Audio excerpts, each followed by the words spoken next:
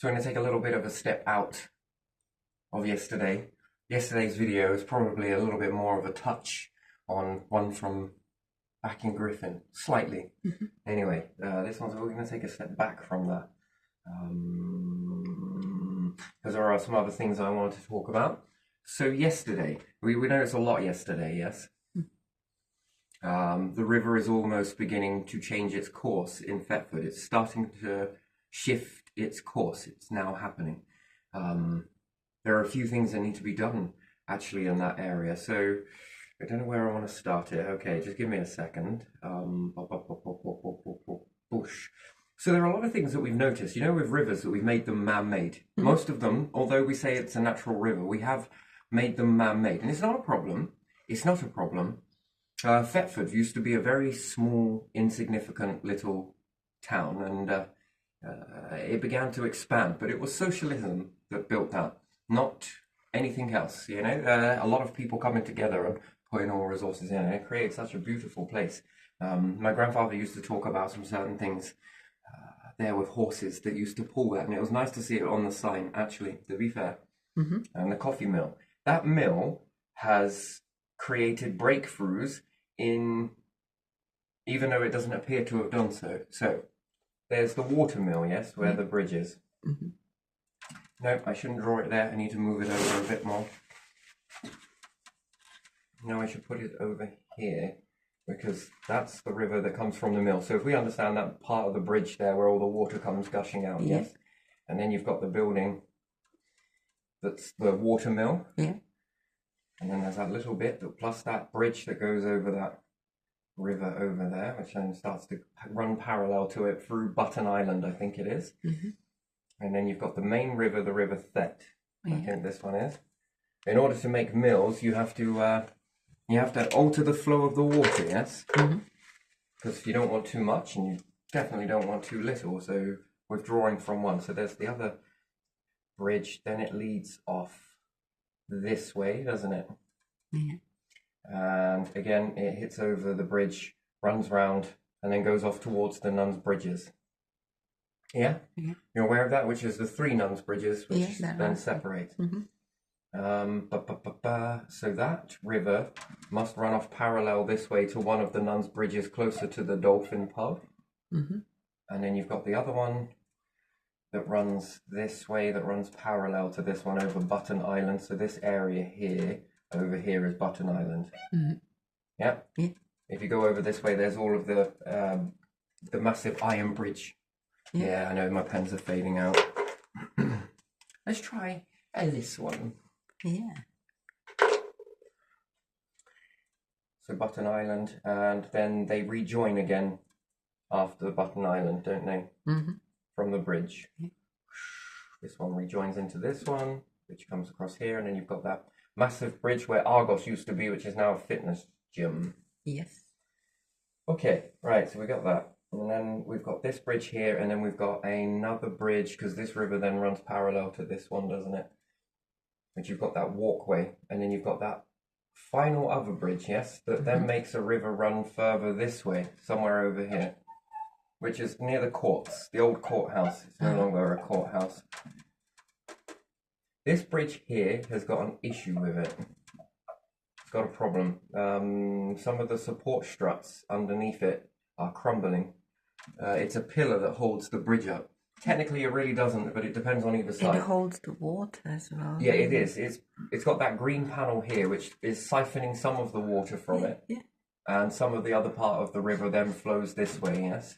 So you go over that bridge. So this is the main bridge that you go over. And if I remember rightly, this is where the council were reintroducing fish in a place that's already filled with fish. Try and do that into a place like Wyndham. You're not going to have the same success. I think most of those fish died when we was watching that. Anyway, neither here nor there. So that's where they were putting the fish into that main river, yes? And when you take a look inside the river, what do you see? Leaves, a lot of plants. You see 3 types of plant life. 3 lots. Now that's interesting, right? Do you know why? I told you yesterday, so trick question. Because the water is good for them.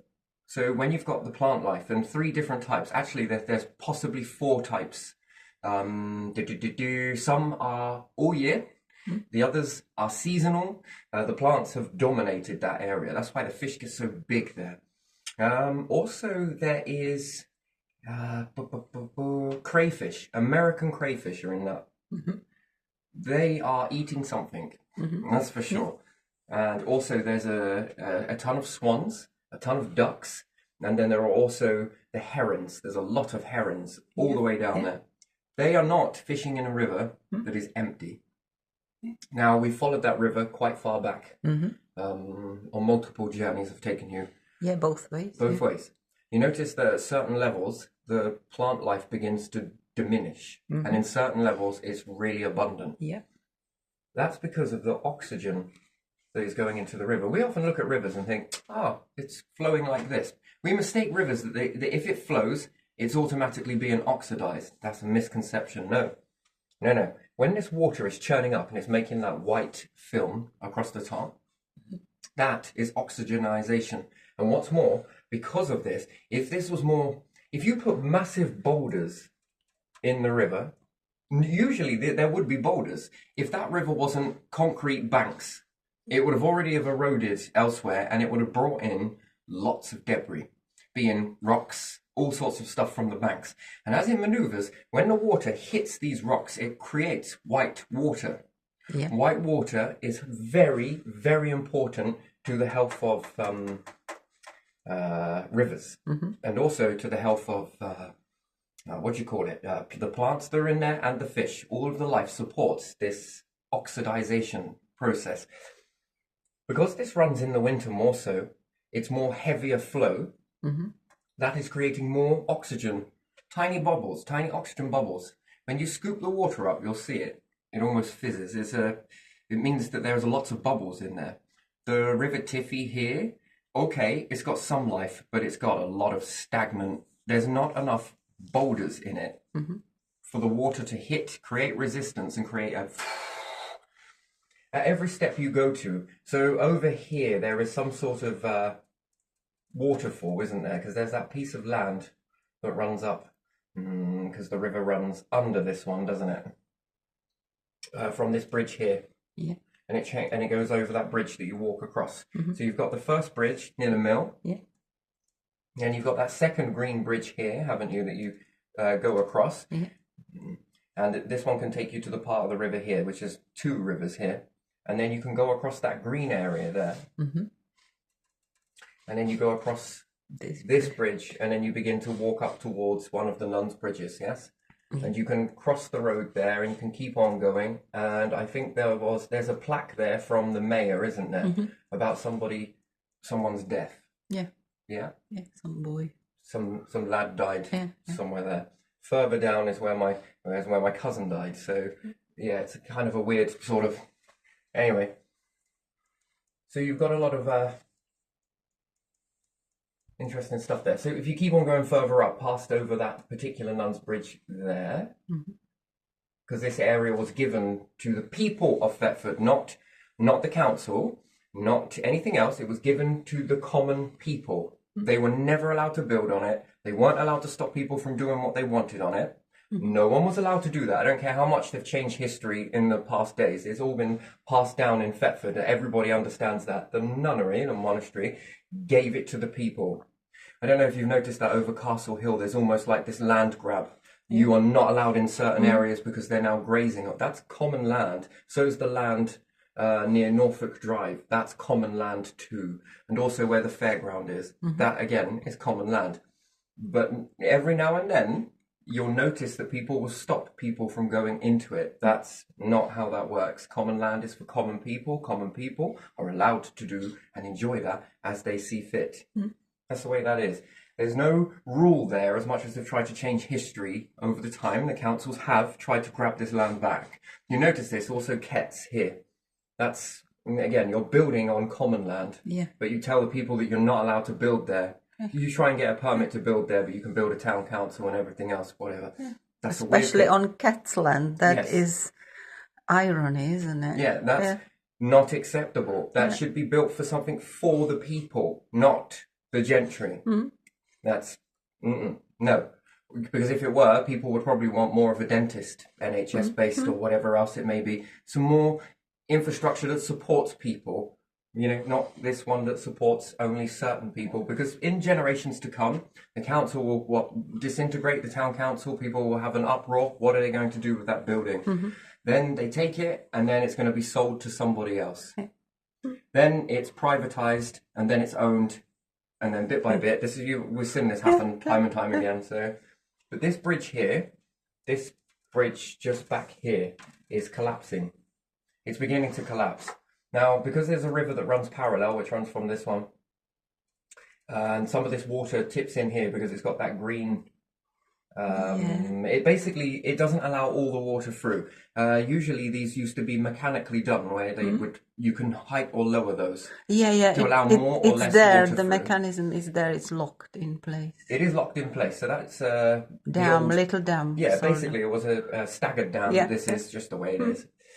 That is going to need a lot of big gravel bags put in, lowered in to stop the flow of the water in order to take that flow off. That's going to increase this water here, but that pillar needs sorting. It's crumbling. In fact, the foundations in it are all cracking on both sides. So the integrity of that bridge is weakening. So, and once it goes, what's it going to create? We don't know. It's possible that can flood further down. Flooding. Or it's going to erode very quickly and it's going to make it very big and then it's going to change the course of the river. The river further up is already changing its course. I've never seen that many trees come down in that area. So that's going to be a bit of an issue. Some of these things are not bad though, but if you put boulders in this and cause a lot of white water, I noticed something. So somebody actually, I had this fish tank and that I got quite interested in it only because I was wanting to understand the science behind it. That was particularly it. And I think I had a fish that was over 11 years old. It's insane, isn't it? Standard defective goldfish lasted that long. It got so old, it actually turned a pale colour, salmon. It went salmon. It was so old. And the fish aged really well. I mean, that was something, but it didn't come from without trying. I was playing around with the science of it. So I injected the most amount of air into a tank you can ever put into it. And also this type of weed from here, I did take some. I did, only a small amount. Doesn't really matter. The thing is, you can do that as long as you don't over mine. And what's really great with that, I can also put it back as well. Grown even bigger. So it hasn't lost anything. You've always replaced what you've taken. Is a great thing.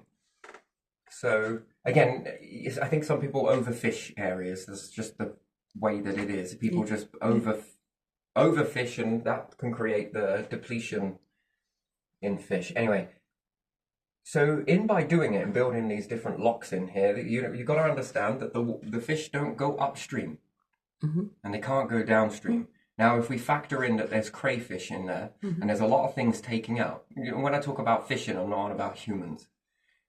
Ducks are fishing, swans are fishing, all of these things are fishing. The fact is that all of these locks are in place, that the fish then become trapped in an area. That's the disadvantage of that. But there is a good advantage. They breed faster. But you need good conditions in the waters in order to achieve that.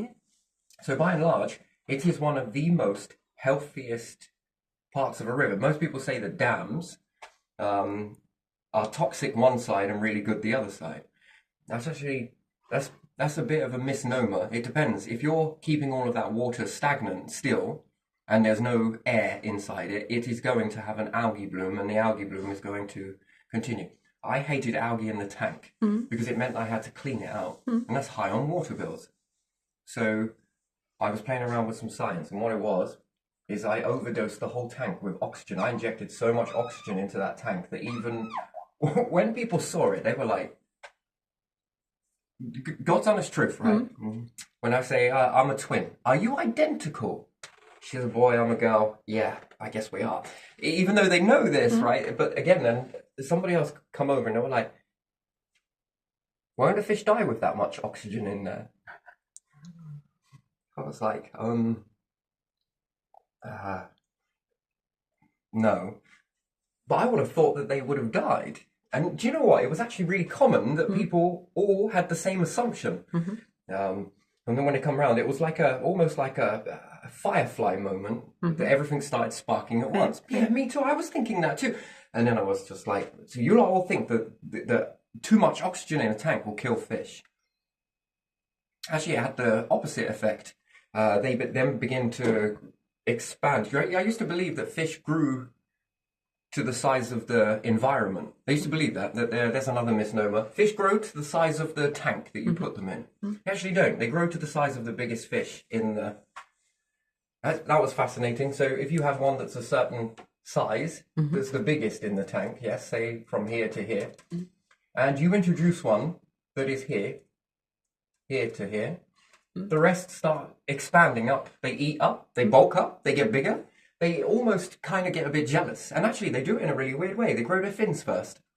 So they give the illusion that they're bigger until their bodies have caught up. I've just found that fascinating. So, no, they didn't grow to the size of the tank. They would exceed the size of the tank based on the biggest fish that they saw. And it almost seemed like that their psychology, or if you want to call it that, was affected by the environment. So if you put a few big fish in there, it sort of shows the other fish, this is how big you're going to get. I found that fascinating. That was very interesting. But I injected a lot of oxygen in there. And in by doing so, I was also using methylene blue. Not a lot, but enough to make the water a slight purple in colour. A luminous it was. It was very beautiful. So you can understand that the oxygen levels inside the tank were incredibly high. And one thing I noticed, I didn't have a build-up of algae. And then, you know, you had to empty out 10%, do all of this shit and everything else. And some of my friends were in competition with me about it. Oh, I've just gone and got the latest fish tank sort of thing. Look at this fucking thing. Yeah, but it's right fucking really green in there, isn't it? You want to get some snails in there. Yeah, but then the snails will overbreed. Then put a koi carp in there. They love eating snails. Yeah, they keep their numbers down, I must admit. You get a nice food supply. But still, also their plants would die. You know, the plants that you can pay for. And I have to keep going to the shop, man, and it was like costing an absolute fortune to buy all of this water plant. They look really good inside there, and some of them actually really didn't. They didn't last very long in the water that you bought them from anyway, so... And they always seem to stay for a little bit, and the fish would eat them, but the fish are eating them for a good reason. It's going toxic. If they don't eat it, it's going to toxicate the water, and it's bad for the environment, so they'd eat them. And then when I introduced a large amount of oxygen into it, I mean, I fucking hell, I had one of those standard external tanks, pumps, filters. You know, the ones that go in, take the water out, and push the water in, take it through the filter, and then push them out. They're really, really shit, by the way, but even still. And you know those other ones that you can get? The ones that go inside the tank. And they've got the little spout here. I disconnected this part off, the bottom part, the filter and all the sponge and everything else. And I connected it to the outpipe from this one, which made this better. It made it really good. It actually made rapids. It reminded me of Waterworld with the amount of currents. It was like rapids. And then when this one was able to push the water out, I had doubled the two motors, although far apart, synced up with one another. Now this thing was quite a powerful little beast in itself. It was really cheap energy, but really fucking powerful. On its own, pretty shit. This one on its own, pretty shit.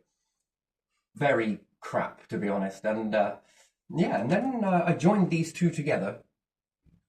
And then what I got is the oxygen spout. And in this rapids, it put a lot of bubbles. So that wasn't enough for me. I wanted to make the bubbles of varying different sizes. So I made them minute to the point where they were sticking to the fish. Now that seemed really weird, right? But diseases struggled to get the fish. That's one thing. So tank immunity is about the lack of diseases. And this has a really good point and purpose to it as well. Also, the weed that was in there, the loads of weed, it metastasized. And it also started collecting these oxygen bubbles too. Now, was it oxygen or is it carbon? That's the difference, right? Because it is grabbing carbon molecules from the atmosphere from this pipe, it's sucking in. But it's also grabbing oxygen and carbon, and among other gases as well, and that's feeding the plant. And it's also then purifying the water. And then what I found was the bubbles were so many of them, so little, it looked like fizzy drinks. Yeah. The fish got healthy. They grew bigger. Yeah. There was no algae. The plants metastasized to the point where I had to start taking it out. And also other plants that were not usually put in water. Spider plant, St. Bernard's lily. It was an accident because on the tank that I had a massive St. Bernard's lily. It was huge, but it started creating younguns off of this shoot. Yeah. But it had gone behind the tank. And because I didn't enclose it completely. This is just for air circulation and to be able to take that air out of the tank and then be able to collect the moisture so that it wasn't creating any damp areas and different things like that. Because if you remember, I wanted to try and defy logic with having a fish tank of varying size that it wasn't going to put moisture on the window. Yeah. And all of that. So even no matter how warm it got in there, I didn't want the damp, which I successfully did that. And this spider plant started to creep into the back of the water, into the tank, and it nestled itself into the bottom part of the tank. Also, I rebuilt that in a very strange way. So the suction part of the tank went down through AstroTurf. Now, the AstroTurf had lots of minute holes in it, and my word, did I have to clean that and get it into a part where it wasn't leaching anything, which was really good. And it raised up slightly, and the suction of because the crap's going to fall down anyway, so it pulls through the turf. And stays under. No, and it goes into the... Oh, I see, yeah. I did a lot of things with that. I also used plexi plastic as well, and made it so that there was a vortex pulling the water down whilst the water was being pushed up. Very interesting. That was fascinating. I like playing around with plumbing and different things like that. You know, I often find that these filters are good, but they're not that great. And then I incorporated more into it. So I added more of these. I want to really push the envelope. Yeah. And then I made a pipe, a tube, with loads of air pipes onto it, or coming out of it. It looked like a hedgehog, if you want to think of it in any way. And then when you connected to that, it just allowed even more bubbles to go in there. And I knew that there would be a limit. I had to watch the fish and how happy they were. They really did pick up and they never went into torpor. Anyway, with this spider plant, St. Bernard's lily, it started to grow. And then by the time that this was all cut, and I was like, wait, why is that not coming? Where's it gone? Just trying to look over them. And then when I looked in the tank, because I had a large piece of, not driftwood, a piece of tree stump. Yeah. And I had to leach all the tannin out of that before putting it in. But it was good enough. Not driftwood. I hate driftwood. It's already on the verge of rotting anyway. I used a tree stump. Because some of the tannins in tree actually is very beneficial to water.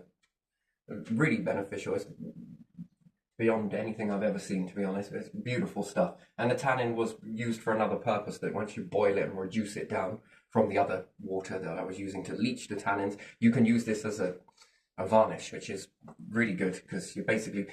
If you ever use that stuff, you know when you leach out tannin from tree bark, you can usually do this with pine, but any tree will do it. And the water changes that funny yellowy browny colour, and you boil it down. You're left with this sort of sticky syrup. Yeah. If you paint that on barks of a tree, did you know it actually creates the tree to last longer and it's more resilient to fungus? Did you know that? Because you've taken it from the tree and then you paint it on the tree. Because some fungus I wanted to try, and at the same time I got a lot of experiments going all at once, and I'm like, right, what can I do if I take this? How can I make this into many different things at once? And there was a lot of these oak trees that kept suffering with really bad fungus, but it was so big, I wanted to see if I could preserve it. I tried a lot of things. Trying to hit it, it was like really waterproof. The whole tree was the trunk was so resilient to water, which, again, I think it comes from the fungus tapping into that. It's a parasite. So is ivy. Ivy is a parasite. Yeah. These are tree parasites. Most people think that these are beneficial to trees.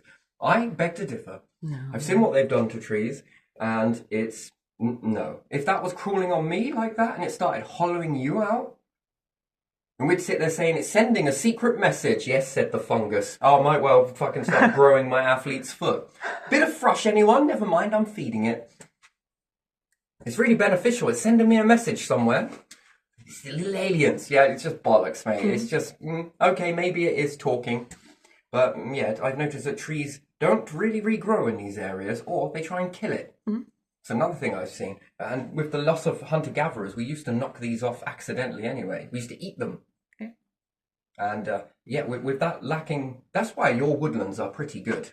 Because you, as your culture, you are into mushroom collecting. Some places more so than others. Here, we don't have it. Not really. We seem to have lost all of that. It's free food, right? Yeah. And plus, most of the land is owned by people that never go on it. Yeah. And therefore, you wonder why the forests are falling down. When you restrict people and do different things like this is what happens. And I've also noticed that if you're carving near a tree or doing anything else like that, all of this chips that you don't need go down into the soil area. It's very nice. Technically, it's not really soil, it's sponge. And it adds to it. Actually creates a lot more nutrients. Interesting. When taking the tannins, you can paint this on the tree. It comes from the tree. And you put it on there. Okay, it won't find its way there. But when you do it, that's the thing, how resilient it is and how quick it starts to kill the fungus that's on the tree. And it stops this butt rot in some of it, or it's called front rot, no idea. Just know that it's there and it's starting, and you see it starting to form. It looks like dirty tar on the tree. Yeah, taking this off is nigh on impossible because you spread it. It's very clever. As soon as you touch it, you disturb it, you spread more. So yeah, but painting over it with this stuff, it knocked out the fungus completely. So yeah, tree tattoos. So that's another thing. Should really get onto that at a later date. Yeah, that's one thing. If you want to use that, take it, do what you need to do with it. But putting the large amounts of oxygen inside the tank. Wow. Anyway, but this spider plant grew slightly just behind it, just out of sight. And then there's all of this carpet weed in here. Oh man, it covered the whole entire tank. Do you know what automatically started happening? What? Well, there was this fish that I had. He weird. He's called Koi. He was. She. Turned out to be a she. I thought it was a boy. Everyone thought it was a boy. I didn't really genderize it. I just was like, I don't know, are you a boy or are you a girl? No.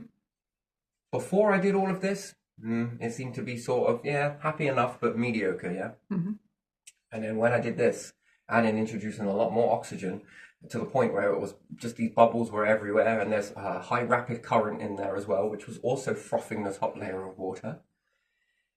The fish began breeding like I'd never seen before. Before I knew it, the tank had this particular he turned out to be a she and was releasing tons of eggs. And then the others that you think is a he actually turned out to also be a she, and the she's turned out to be he's. So try and genderize that. And there were multiple fish, tiny little fish appearing. And what's more, some of them would eat the other tiny fish. Yeah. I used to offer them chips with it. I would like, wait, you just ate a fish. Are you sure you don't want some chips with that? I mean, it's our speciality here. That's fucking cannibal, man. What the hell are you doing? Oh man, yeah, some of them did. And it's brutal. They pull each other around. It's weird thing to see. But they began breeding a lot. And again, the same process that fish grow to the size of the tank. As soon as one starts, they all start. They just all begin to... And I didn't need to change the water. That was another thing. Oh yeah, and some of them... they got strong very quickly, some of these smaller fish. And they seem to be glass in nature when they're very young. It's very interesting, to be honest. It's a very interesting process. And it also makes you think about sperm in a weird way. Yeah. Kind of sperm that turns into sperm that then turns into fish. Anyway, never mind. It's a hell of a process, right? It's like a very strange thing. Defeats the object of having eggs. Because you've just grown into what you were. Anyway, it's weird. Can you imagine people giving birth to tadpoles? And they have to do it after already using a tadpole to create another tadpole. Okay, and then we're in the egg of Earth. Technically, you are. And it made you think about meteorites being sperm, the long tail that goes into the egg, the planet, or the star, either or, and it feeds life. That's interesting, isn't it? Creates life too. And lots of things happen from meteorites that hit the planet. You see this explodes into knowledge. Just depends on the way you look at it. That's just the way I look at things. Try and look at it in multi places. And I had to mirror image this current here. And all of that was built on looking at that. Because I traveled to a lot of rivers. And I could not ever find the life that was in here. And then I hear people saying that dams break rivers. Say what? I don't know about that. That's like saying waterfalls destroy rivers. Yes, because the fish can't get up the river. They're shinny, mate. They're probably sitting there crying about it, getting into victim mindset, aren't they? Oh no, I can't get up the river. What are we going to do? Shall we just do it here? Said the eel. Or the yeah, all right then. See, it often gets such a bad rap, right? Because everyone's looking at all of the side effects that, yes, when you build up the water, but this is a very clever system. This whole river here, from the knowing of how to build mills, is a clever process. This is clever because it compensates. So there is a way that the fish can get into this area here, if only they know to swim back up round and across. Use the side arm of the river. You see, that's what you need in a... So there was that 3-co dam, the eco dam, of 3 different ways to generate electricity. One was with the solar panels. Another one is with the turbines, and plus the turbines for the water, and then there's turbines for the wind. Well, because there's a hell of amount of air flow that runs up these things. It's huge. I was watching some I don't remember what it was called now, maybe it will come to me in a bit. They were chucking things off the dam, but when they were up there, they were down the bottom, and all of these lads were in shorts and t-shirt, not even a ripple off on their fabric. But the one at the top, who was in a fucking jacket, was like and it was that air there, that is incredible. Now, if you were to even use the wind turbines from that, and when you're standing there, don't you feel the breeze coming off of the water? Yeah, you've been there in summers as well when it's really hot. And when you stand there, you feel the draft of the water because water displaces air. Something is filling that environment very quickly, and everything else has to get out of its way or be consumed by it. And some of it is consumed by it into the river, which then the water is warmer, and then these bubbles lift out, and that's what keeps you cool. That's why it's so cool in these areas. That's interesting. So if you were to put the turbines at the top, and rather than using that to power a grid, because I think you're getting the main energy is from the water turbine, but you put this energy into the back of the dam and high compression chambers of water that you don't need to suck it deep, you just need to suck the surface level up. You can make it fish friendly as well, and it throws the water really high into the air. But the thing is with that, fountains usually disperse. That's not what you need. It's like taking one of those farmers. You seen those ones that they got over the potatoes? Yeah? And by the time it gets right, if you were to put your hand in front, never do it. Don't ever do it. That's stupid. Don't do it. But if you were to put your hand first up in front of that, where it's coming out of that area, it's really strong. And it can do a lot of... I don't know how much damage that would do, but I know that from a distance, it's less. And even further out, it scatters. Yeah, that's not what you want in this situation. What you want is a reverse of that. You want one of those farmers' pumps pointing down to the water so that impact is minimal, and the high impact of pushing that should push a large amount of air into the water, which then should knock on effect for any algae. And what's more, it should start generating life. And if any fish migrate up and down a particular river, I don't know, Thetford is the place to look at all of that that's going on there. And then when you follow the river back where there isn't that many rapids, have you noticed how it changes? And most other rivers that I've been to don't have much life in it. Not at all. They have clusters of fish, but there isn't that many. And it's few and far between. It's okay for probably a little kingfisher. That's probably about it. Anything else? And it's very susceptible to that particular area remaining completely full, is what it does. It's relying on that particular bit, and especially when the summers get hot and it's in a very small sort of stream or river. Yeah. This fast flowing with a lot of bubbles in it seems to generate a lot more life, an awful lot more. So, and then that would come from the understanding what was in rivers before humans realized it. Boulders. What's not in rivers these days? Boulders. Small rocks, sure, but not boulders. Well, if you let a river truly erode and we don't stop it, it unearths massive. Yeah, I remember boulders in river when I was a kid. Yeah. And some of it is all about the elevation and the drop-off. You know, with the way the climates change, and it does, it's fast erosion. In the beginning, the rivers must have been faster because of the thawing. Yeah, and seasons, when in winter or early spring it's full of water, and then summer when it's warmer and evaporation, you can sit on top of those boulders and dip your feet in the water, and it just bubbles around. Otherwise, it's quite fast and covers the boulders in different seasons. Yeah.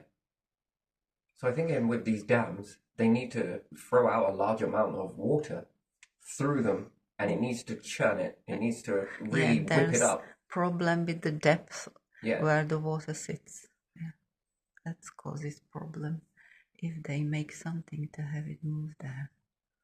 And then there's this staggered dam effect, that they can still access larger areas, which is just as well. But I think they're American crayfish that are there. They,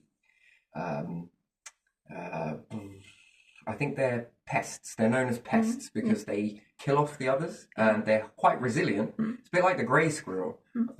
They eliminate the red squirrel. That's just the way that those sort of things happen, isn't it, really? It's a bit late now, but those are abundance. They're quite dangerous to fish because they, I don't know, you've seen a few of them and what they do. Some of them do, some of them don't. It's very interesting. But yeah, an abundance of rats. We often call them pests, don't we, as well? Well, you know, vermin. If you have a few along the river, they belong there. Yeah. If you have a lot in the city, that's bad.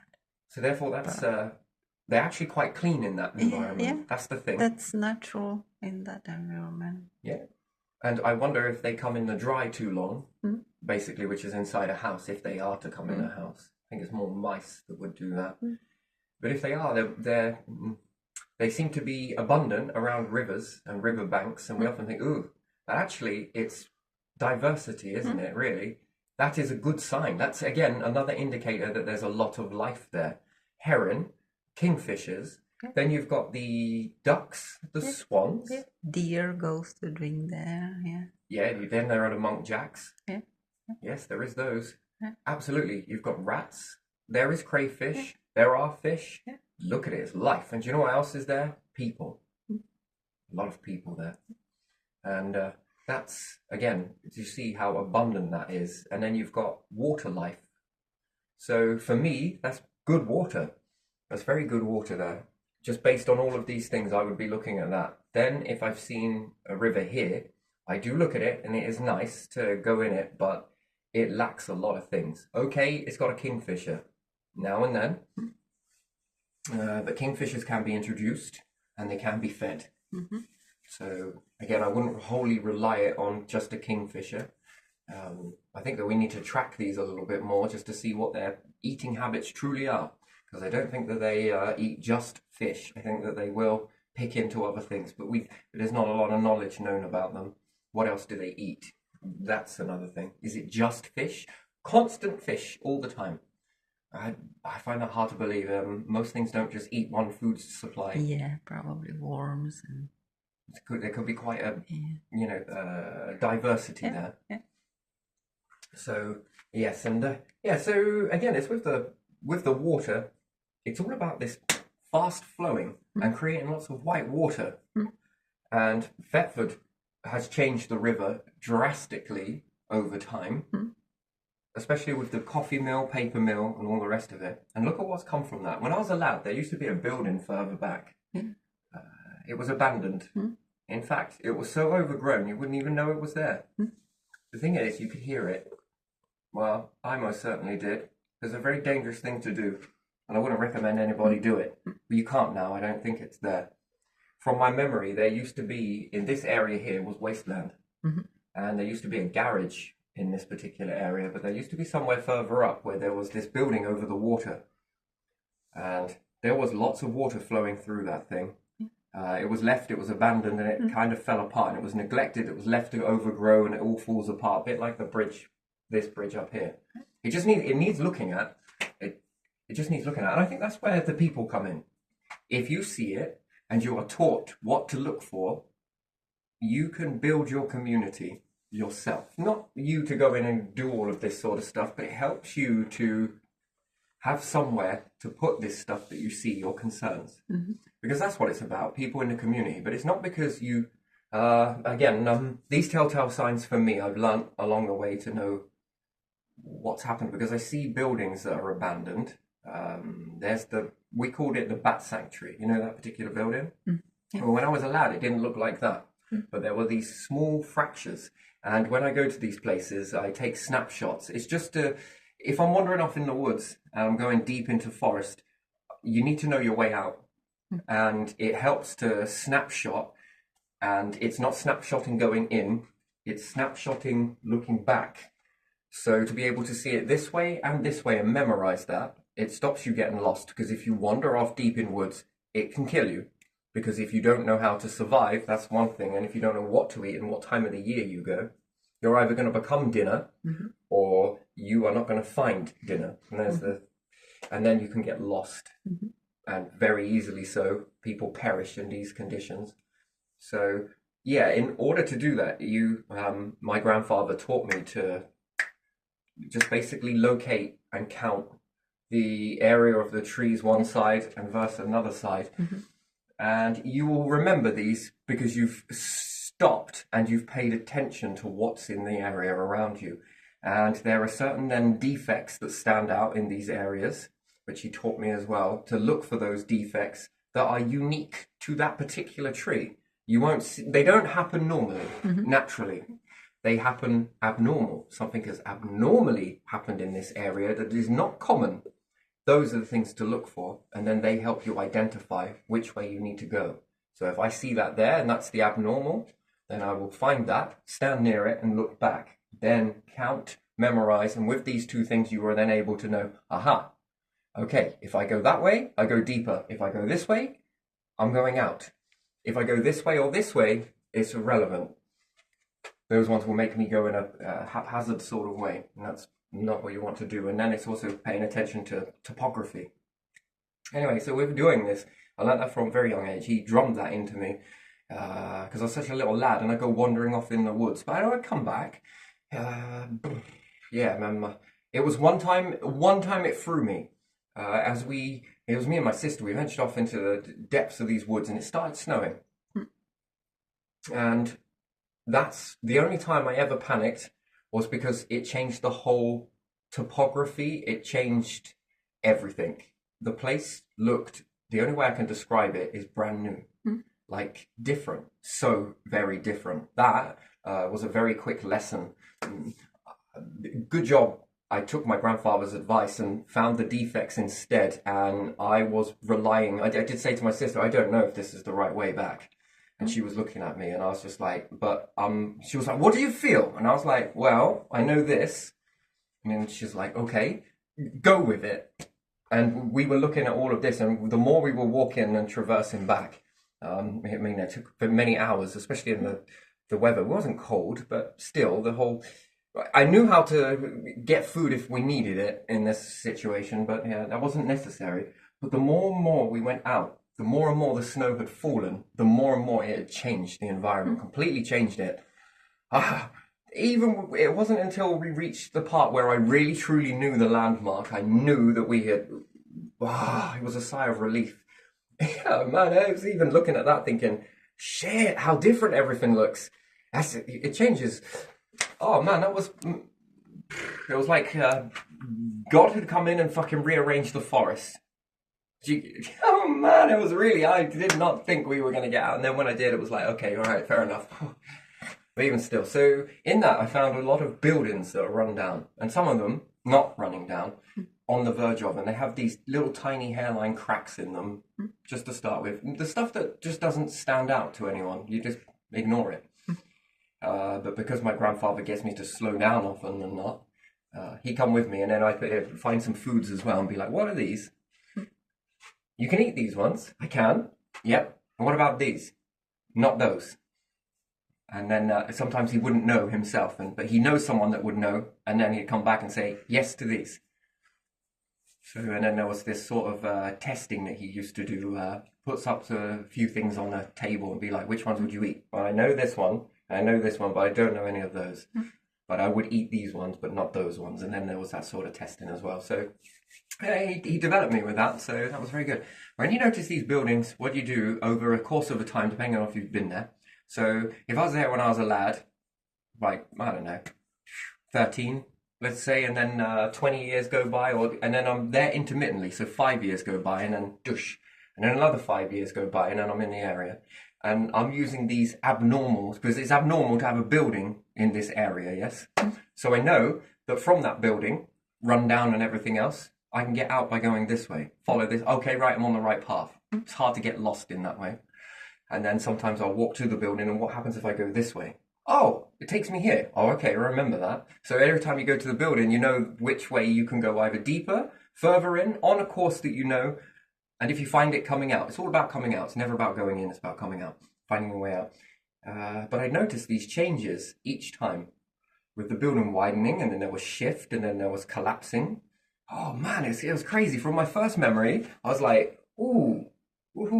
It wasn't like that. And then something that was basically just a very tiny crack turns into quite a wide cabin, and then you go again, and the whole side of it has collapsed in on itself. So you get to watch that over time, although you're not actually paying attention to it. You're just noticing those. So there was this particular building that we was at, and yeah, there was water flowing through the whole of this area. You could climb up high on these metalworks that were inside it as well. I was really fascinated by the sounds. It was one of the most stupidest things I think I've ever done, but it was okay at the same time. It was almost like reality slowed down in that moment. I was so young, it was unbelievable, and I was so up in this building, so it made everything seem much more bigger than it was, perhaps. But even still, that fast flowing water in there, and being able to see it, hear it, smell it, it was, and the right wind that was blowing on that particular day. It was very cold as well. Oh, that was magic. It's actually probably one of the stupidest things, but also one of my most memorable memories I think I've got. I like to visit that quite a bit and just try and keep it the same as what it is. It's beautiful. So yeah, then it leads on to noticing areas, especially that bridge, where it starts to crack. Then the bricks start to fall, and well, you can sort of fast forward with this a little bit, that if it carries on, there's something going to be... No one checks anything like this because it's not got a purpose. That's the thing. It's a sad fact of reality. Like those buildings that I've come across, many of them. I've taken you to a few of them. Yeah, it's once it had a purpose, it was maintained. And then it has no purpose, and then it's rejected and neglected, and no one checks. And then loads of people are walking past this, and they might not have that sort of building knowledge in their minds, and they're walking across this thinking that it's normal, and they're accepting that into their filters as this is how things are. This is how things are, because we don't notice those subtle changes. Only when it really falls apart, and then it's creating erosion, and then it's changed the shape of Thetford. That's then when people will be like, "Fuck! Oh wow! Did you see that?" Yeah. You get it? That's when people notice it. So I think education to people, just be able to see things in the community and just sort of query it. Just ask a question, and then where do you ask the question to? Because even if you do put this over to people, it's fall short on deaf ears anyway, doesn't it? Yeah. Depends on what's where. So I think that would be a really good database to have. And even if it just turns out that people go and check and it's nothing really, then that's also good too, isn't it? That's, But this one, no, this one has definitely got. You saw it, and you notice it on the other side as well. Now that's integrity. If not, they wouldn't have built it with that thick, that long, that depth. If it served no purpose, that would not be there. That's the thing. And then if it's cracking, then and it's also chipping away, and there's a part is shifting on one side, plus the back of that. Yeah, not good. Not good. Now, I don't know what that would do. Probably not a lot. Maybe. But it depends when it goes. And if then it's all about winter and there's been a heavy rainfall, or in the summer and there's been heavy rainfall, well, that might affect the place where the anchor used to be, which is now the hotel, the Travelodge. Yeah. It could flood that area there. It's possible it could do significant damage to the businesses there. So, or maybe your cars that get parked there, where that Dad's Army sit on the bench near the Ironworks Bridge. Yeah, it would hit that way, I think. Who knows? Who knows? But I reckon it would be more likely to go in the winter. But yeah, and just from all of this stuff that's been left and it becomes a part of Thetford's history, I mean, it's a beautiful. It would be nice to see a lot of boats there, wouldn't it? Yeah. Don't you think that would be? Yeah, that shows that the And river horses. is alive and that it's used. Yeah. I mean, there is nowhere for it, I don't think. But on some of those areas, it's a small path, but it's you can see that you can. From what my grandfather was saying, and also it confirmed it with what was written on there. So, or wrote on the sign. Yeah, my grandfather used to talk about that there were horses that tugged. It would be a nice place for people to take a horse, to be honest, and it's also good for the community too. I think that's a nice area. They used to do them on the common. They used to take horses and they graze on the common. Yeah, and people are rearing sheep. But are you, the community, allowed to take livestock there? Yeah, that's a question. That's the other question, and then that's when it becomes a little bit, what's really going on here? Is it trying to preserve this area, or what's it for? You know, well, we're just trying to keep them in the area, then you can enclose the whole area, can't you? It doesn't keep people out. Yeah, some of those pubs there as well, the historical buildings. The one next to the museum. Yeah. The King's Head, it used to be called. That is a beautiful building. Was a beautiful building.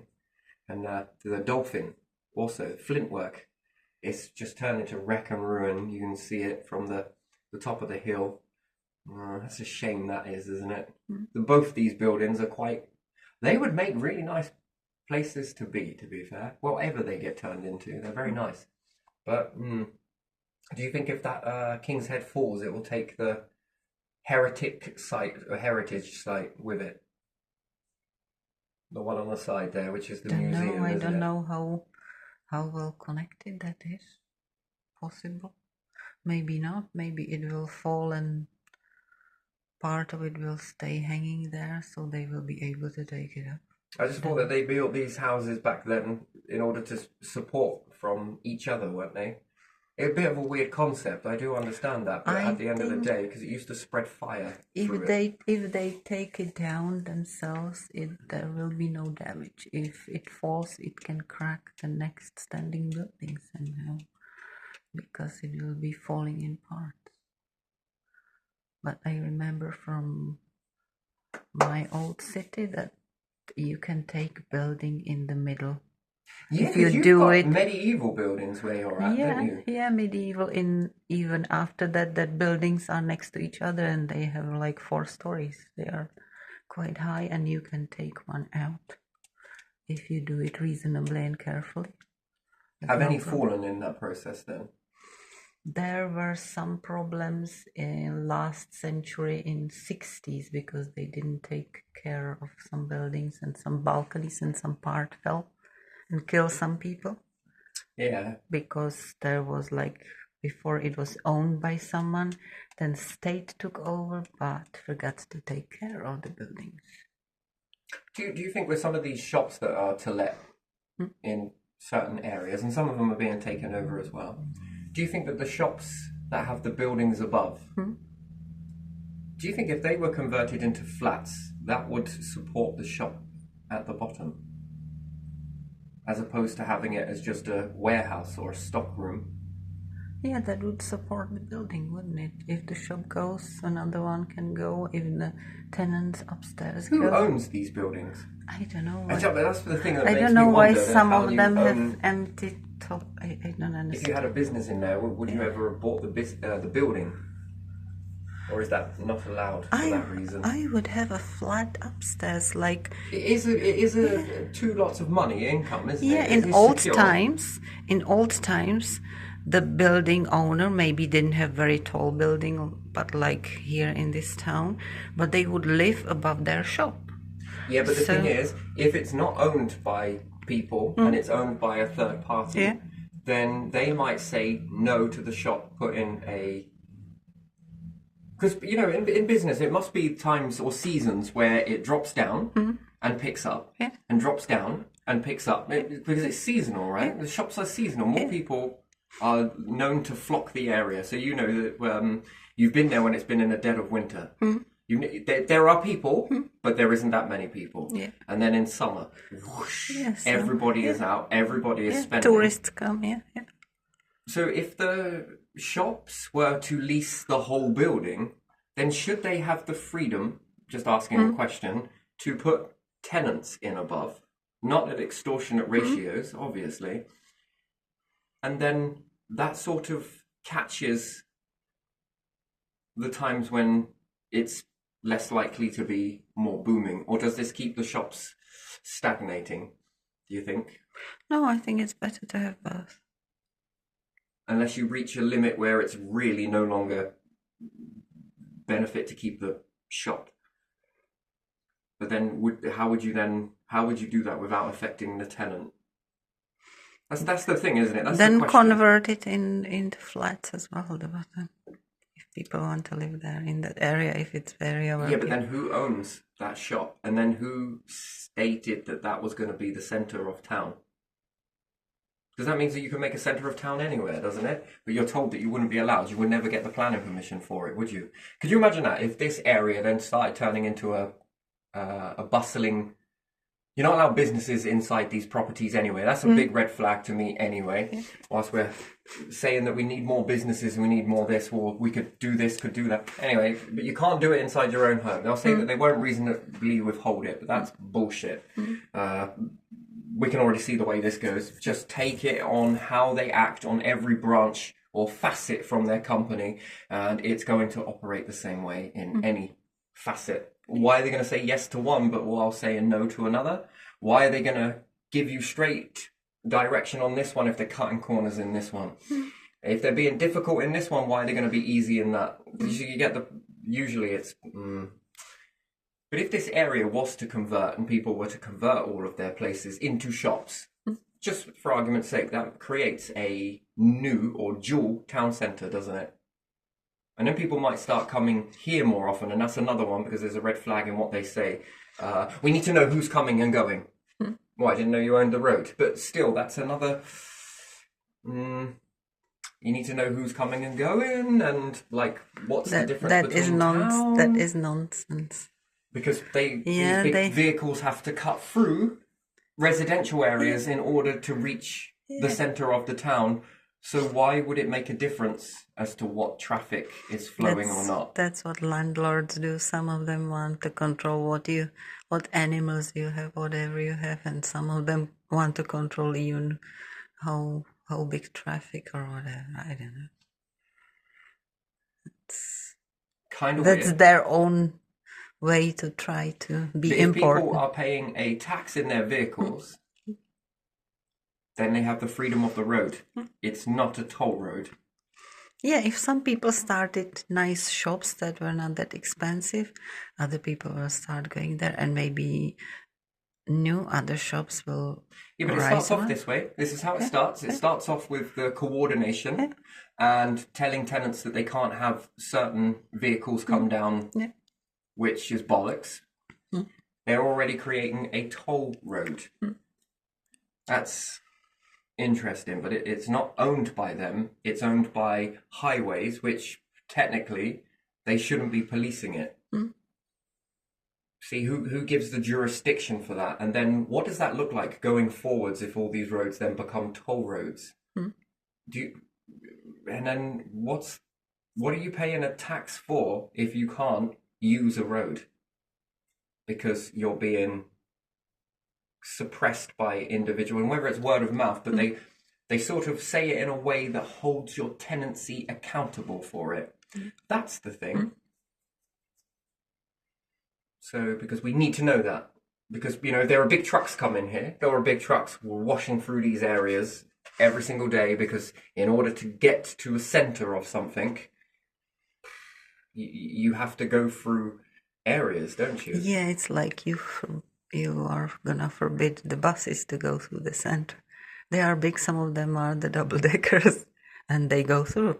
And then you see in some places, the big bushes cut with the hole for double deckers because they go there. Yeah, and they leave an imprint. Yeah. Anyway, I find that very strange, but still. No, so this here, what does that mill look like from here? And is there any way that can start generating power? Or is there a way of putting boulders in rivers in order to make a lot of white water? Not dangerous, but in certain areas where you have it. And then what does the life look like going forwards in that? Yeah, the river is like... because it relies on fast breeding. Yeah, and the river is like dry land. There are areas where the water doesn't move enough and there's no life, is there? Like stagnant water. And then a little bit further, it moves again. But because in that area it sits, the part of it, it's just grey bottom and nothing there. So when you look further up and you see it further away, it's it starts to diminish, and then after this point it's like an abundance of different plant material. Yeah, and it's on, a little bit off, on, just so how the river flows. The town was built, even though it was a wasteland, so technically it was very small. It was actually built by people that came together and accidentally created quite a haven. And then you've got the nuns' bridges further up here. Then there is the swimming pool that is here. That's a natural swimming pool. You know that, don't you? Yeah. That area that looks a bit strange. Yeah, that's where I believe they used to do washing in there.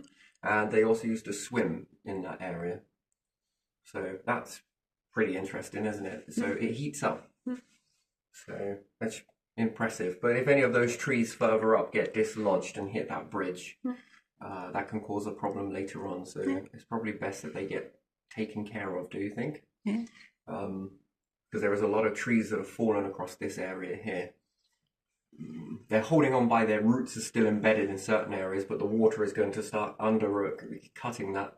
Then those trees have potential.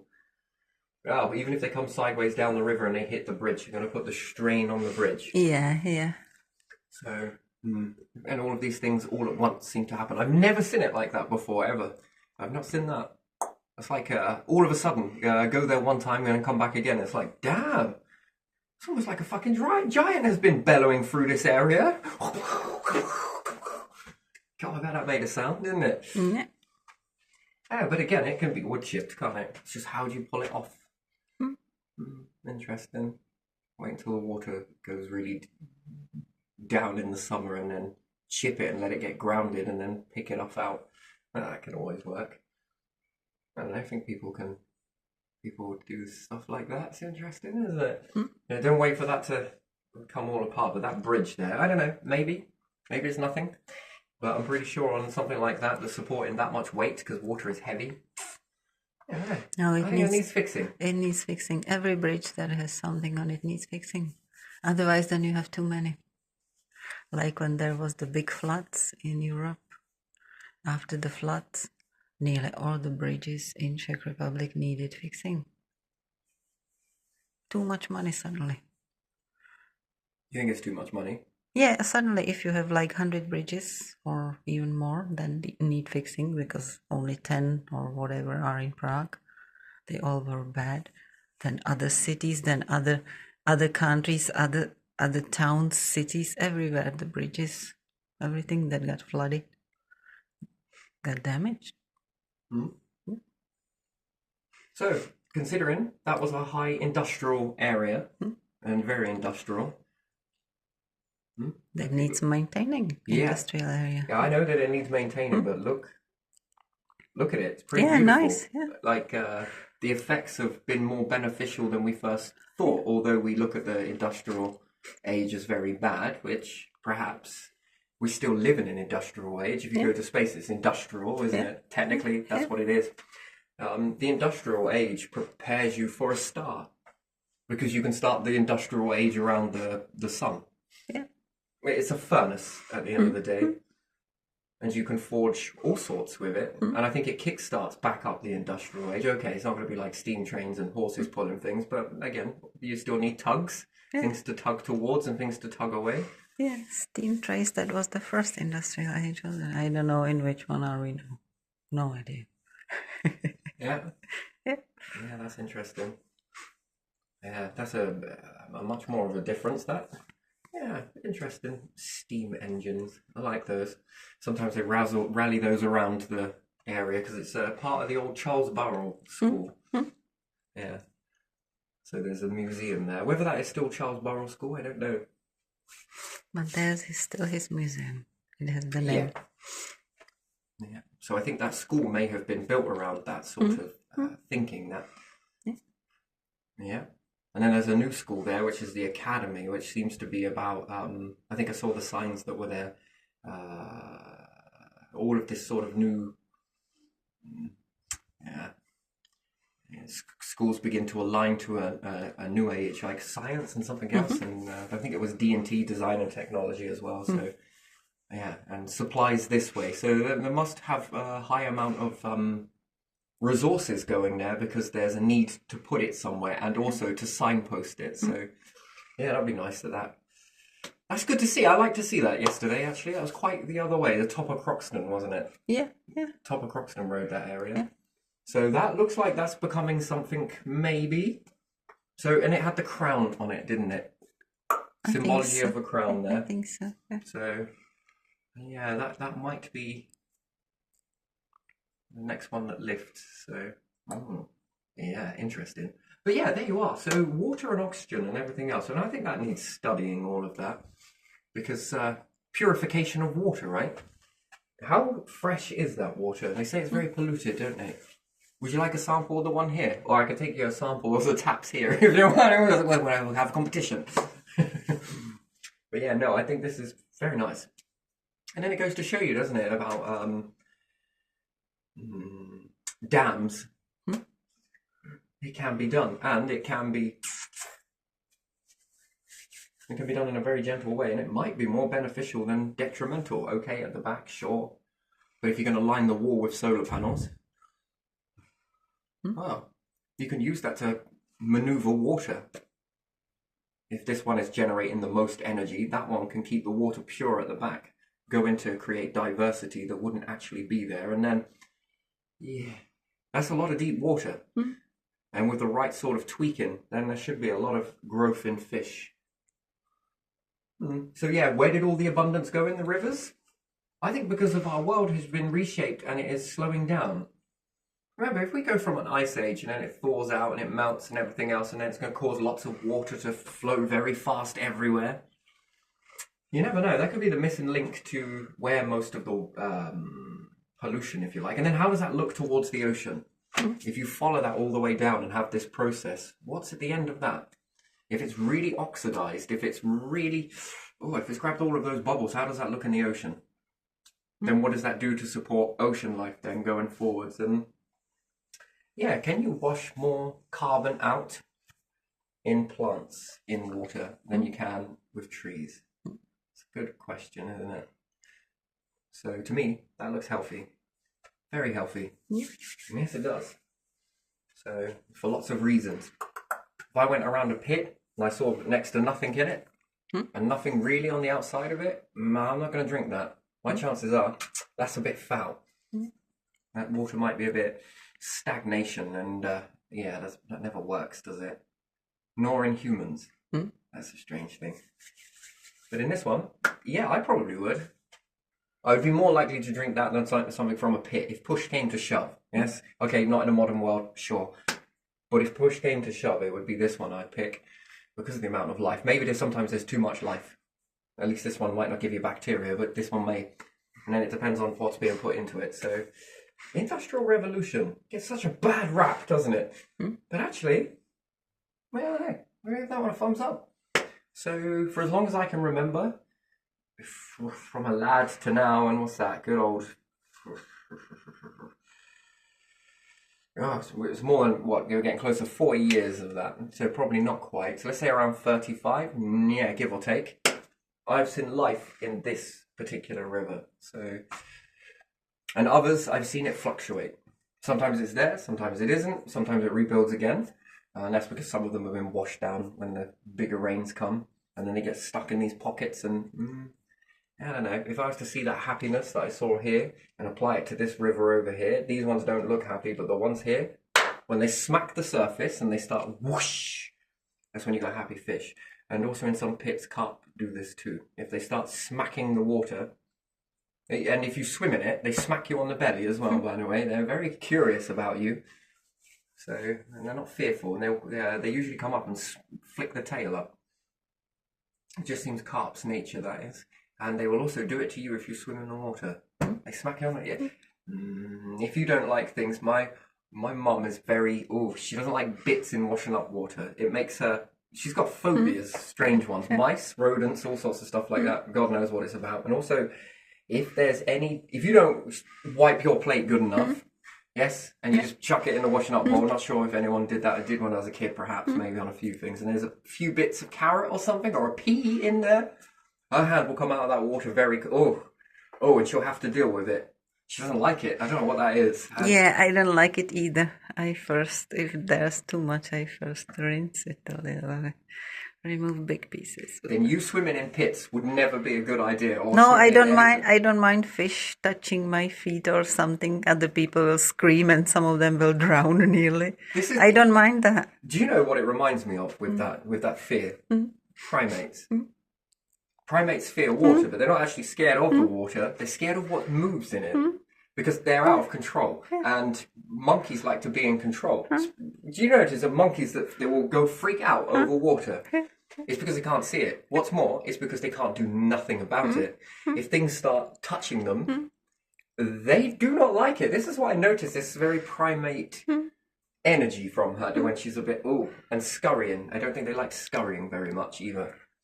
Nor do horses, do they? Is it a horse or I is it don't elephant? mind Not mice sure. or rats unless I'm very surprised. I will jump probably if I didn't expect, and suddenly one is sitting on me. But if it runs by or something, I don't care. And cats have cell memory.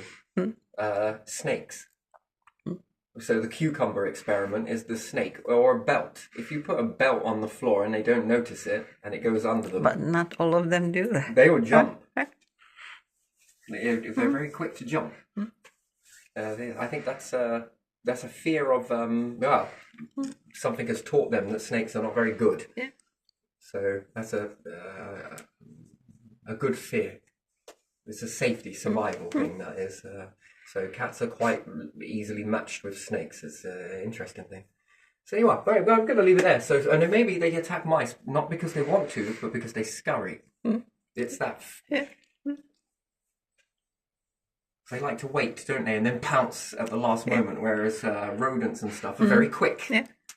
There was that one yesterday. I've never seen that before, a brown and white rat. And I've never seen it. Always seen the grey ones, and the big fucking grey ones. Like, shit me, I put a lead on you and walk you around the town. That's how big it is, but this brown and white one. And when I was taking some pictures of some of the plants, because they got jacked by the hedge there and different things like that. It's like someone's pet even, because those It rats seems it. are multicolored. Some of Did you them. see the way it could sort of come up and it was fascinated, it was watching me? Not in that way, oh my god, you're watching me. It was sort of curious, I don't know, it piqued some curiosity there, so that was probably abnormal. You saw it though, I took a picture of it. Yeah, I saw the white part of it. Yeah. It got pretty close, I mean, I went close there and I sort of took a step back, like, wait, what's scurrying? You know, you sort of get a distance, the older you get, you sort of take a bit more of a step back to be able to focus in on it. It's like reading a letter. Oh, better put it down on my feet. Oh, I can see it now. I'm just kidding. It's not like that, but still, you sort of get your focus. Yeah, and then this little big, actually, it wasn't little. This rat just sort of like I was sort of like, what are you doing? Yeah, I was looking for food. Because there's lots of edible shit there, there's tons of it. And some poisonous stuff too, so there was a lot of lord and ladies, weren't there? Yeah. Interesting. But that garlicky mustard was alright, wasn't it? That was. Oh, that was That smelled aromatic. nice, yeah. That was nice. Yeah, right, let's leave it there. Skadoosh.